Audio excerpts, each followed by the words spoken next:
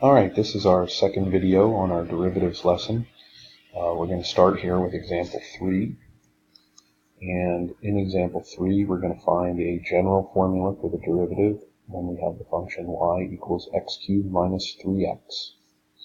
Alright, so the first thing I'm going to do is set up my limit of my difference quotient. Limit as h approaches 0 of quantity f of x plus h minus f of x all over h.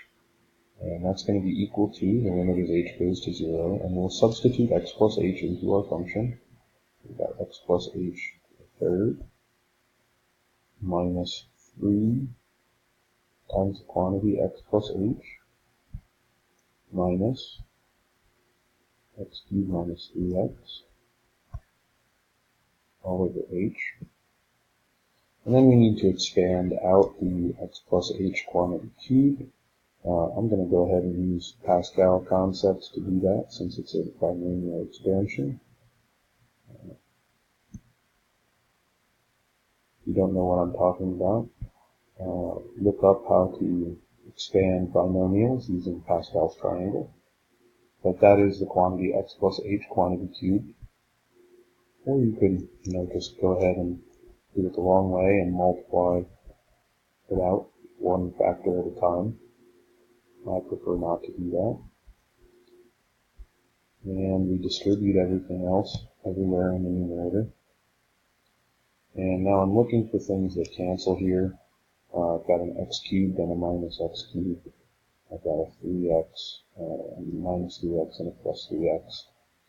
And after I'm done canceling all those things out, I now have the limit as h goes to 0 of 3x squared h plus 3xh squared plus h cubed minus 3h, all that over h. And now I'm going to go ahead and factor an h out in the numerator, since every term has an h in it. Got h times the quantity 3x squared plus 3xh plus h squared minus 3. Now I'm going to cancel the h's from both the numerator and the denominator, and that gives us the limit as h goes to 0 of the quantity 3x squared plus 3xh plus h squared minus 3. And then I'm going to find that limit by just using substitution, and when I substitute 0 in here for h, these two terms both become 0. And so I end up with 3x squared minus 3. And that's our formula for f prime of x, for our original function y equals x cubed minus 3x in this example. Alright, let's move on to example 4.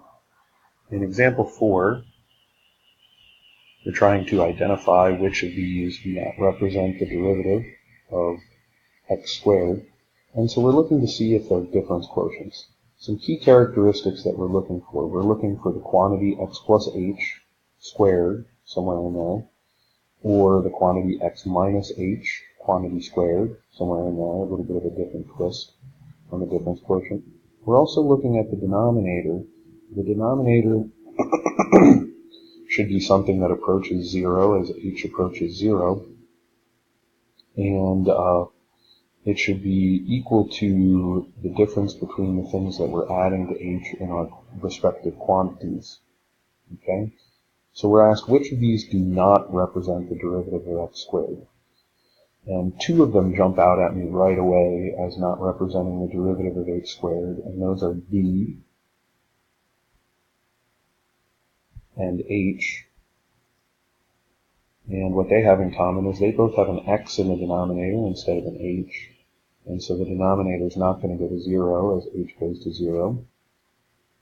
And then the other ones that as I look around, I see a couple of other ones that aren't going to represent the derivative of x squared.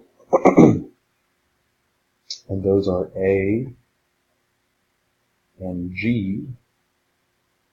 And the key part that makes those not represent the derivative are this right here, if that were the quantity x plus h, quantity squared, then this would represent a derivative, but it's not. Same thing here, if this were the quantity x minus h, quantity squared, then that would represent a derivative, but it does not. And so these four are all choices for limits of quotients that do not represent the derivative of x squared, because they're not limits of difference quotients. The other four, b, c, e, and f, are all formulas that we could use to calculate the derivative of x squared using the limit of a difference quotient. Okay, that's the end of this video and the end of our lesson on derivatives using the limit of a difference quotient. See you guys next time. Have a great day.